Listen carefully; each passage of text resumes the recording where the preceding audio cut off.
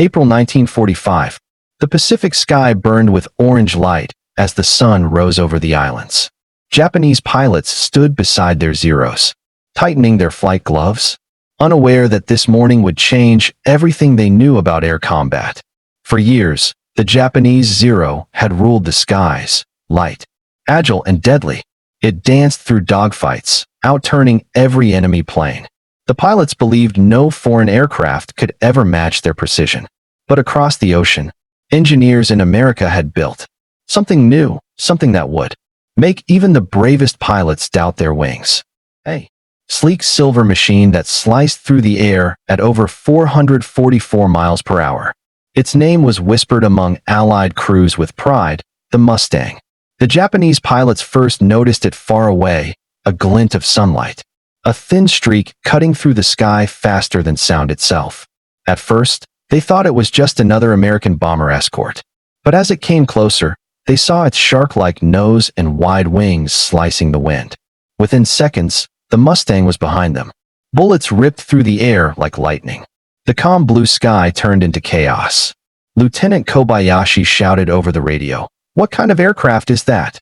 It's too fast, too high." But by the time he spoke, one of his comrades' planes had already turned into a ball of smoke.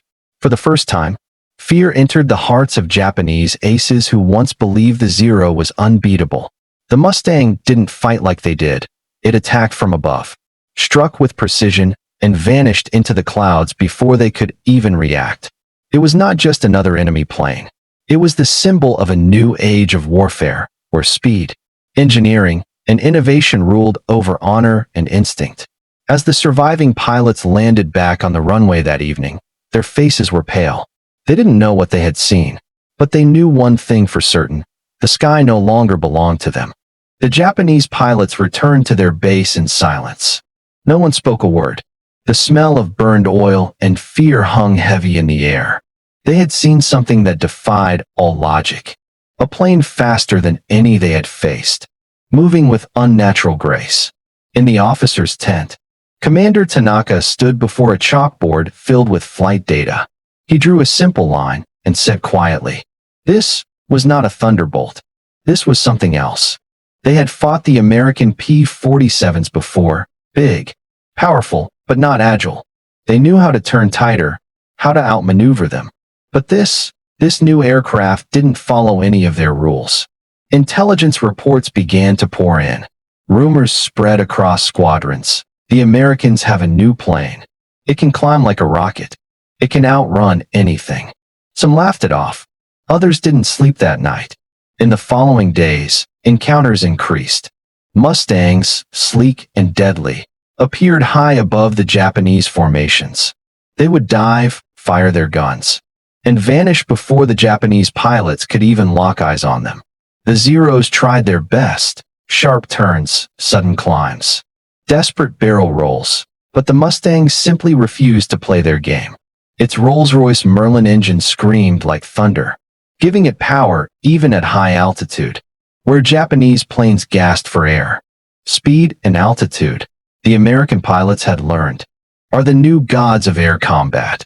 The Japanese pilots were still fighting with honor, while the Americans fought with innovation. One evening, as the sun bled across the horizon, a young pilot named Enji wrote in his diary, "Today I saw the silver bird again. It moved like light itself. We tried to follow, but it was gone. Maybe the gods have given the Americans new wings."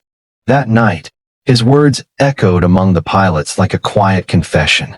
The age of the Zero, the symbol of Japan's sky supremacy, was fading, and in its place, the Mustang's roar announced a new era, faster, louder, unstoppable. The next morning, the airfield was silent except for the faint hum of engines being tested.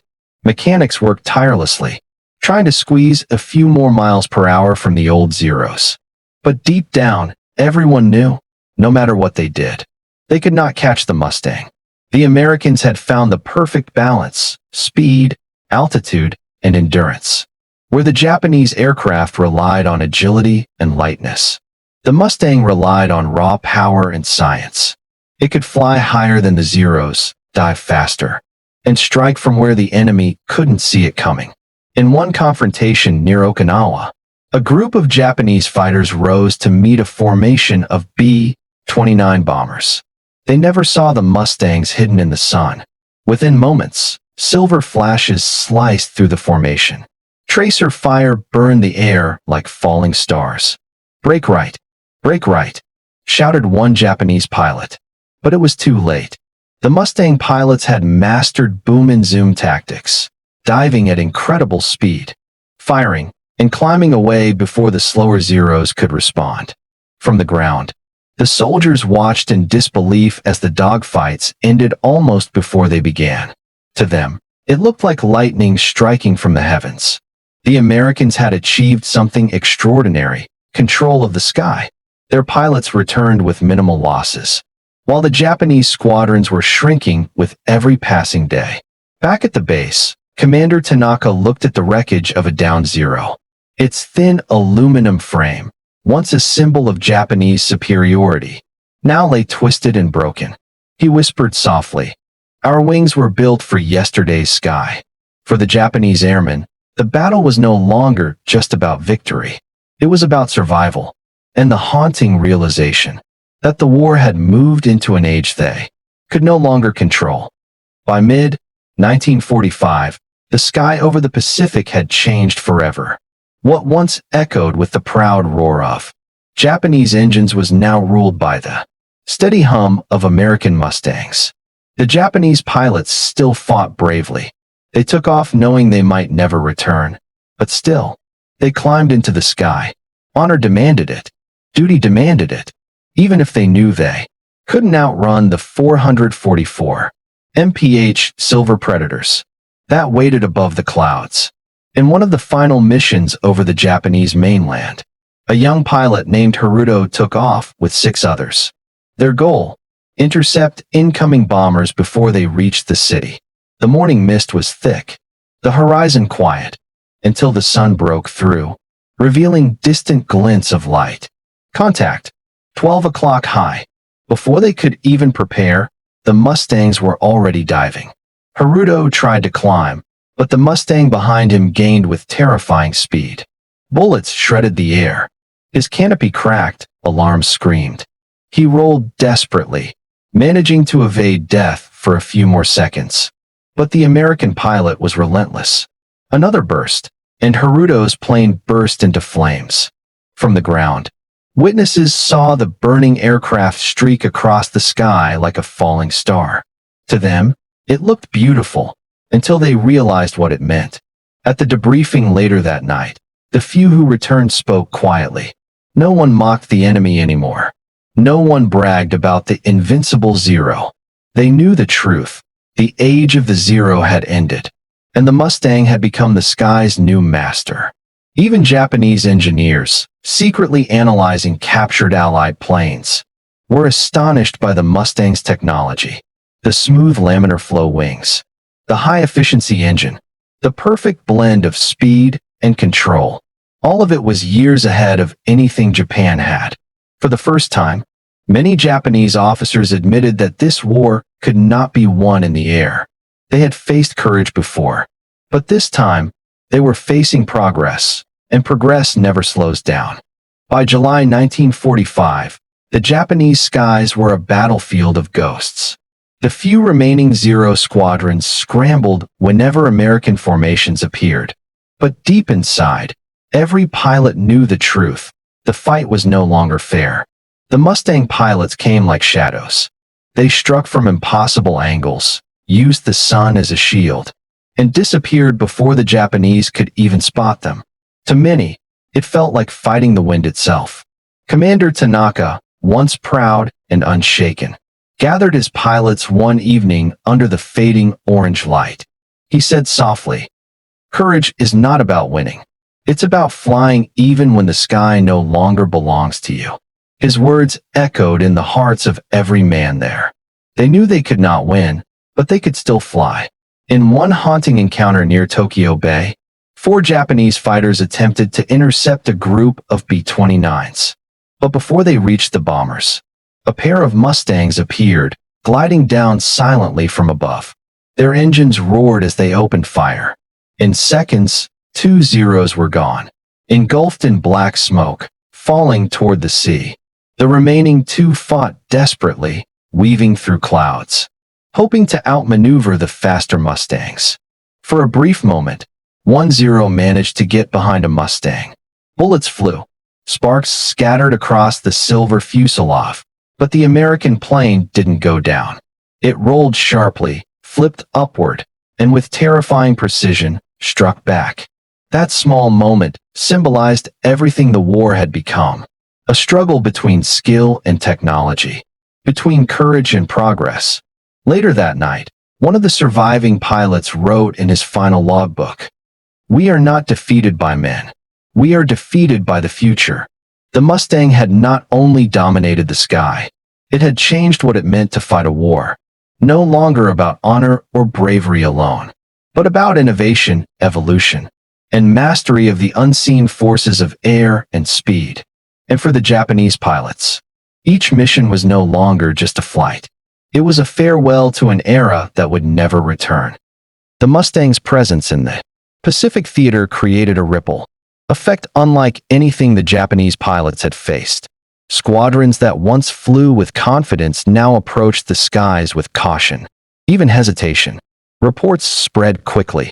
The Mustang could maintain speed at altitudes the Zeros couldn't reach, could outmaneuver in dives, and fire accurately while ascending. No Japanese pilot had ever faced such a combination of power, endurance, and technological precision. At airfields across the islands, discussions were tense. Officers debated, how could they adapt? How could honor survive in a battle dictated by machines rather than skill? Meanwhile, Mustang pilots trained with precision. Every maneuver, every climb, every dive was calculated for maximum effect. American doctrine had shifted, mastery of mechanics over instinct.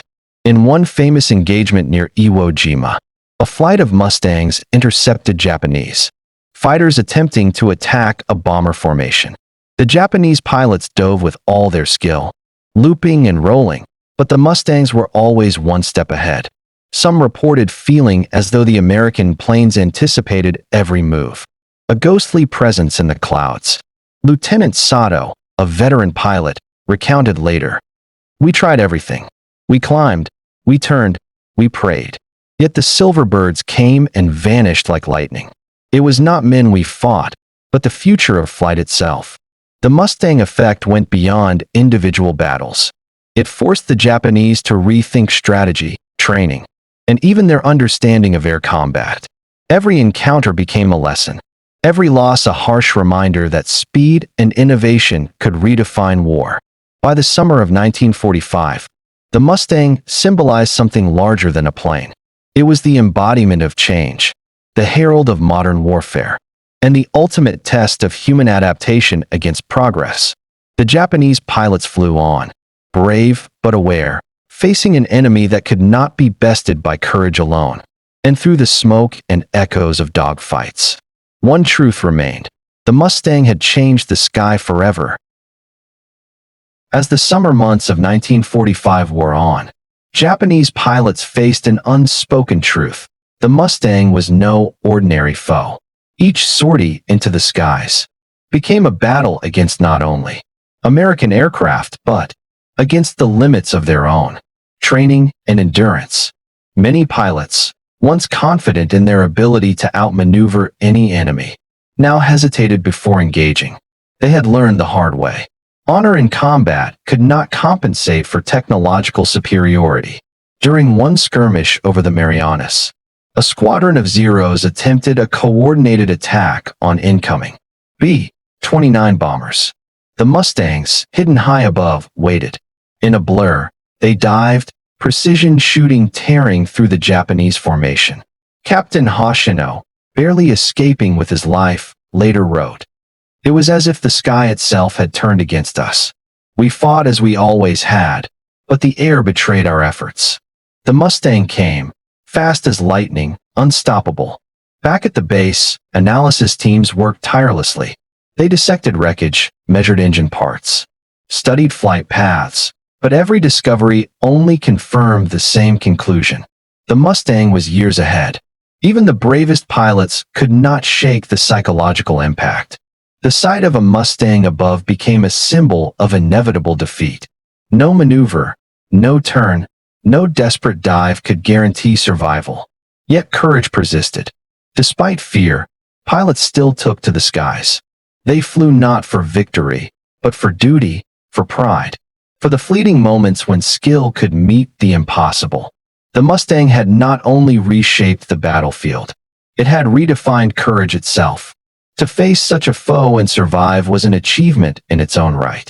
And for the Americans, it was proof that innovation, training, and relentless engineering could dominate the most skilled adversaries.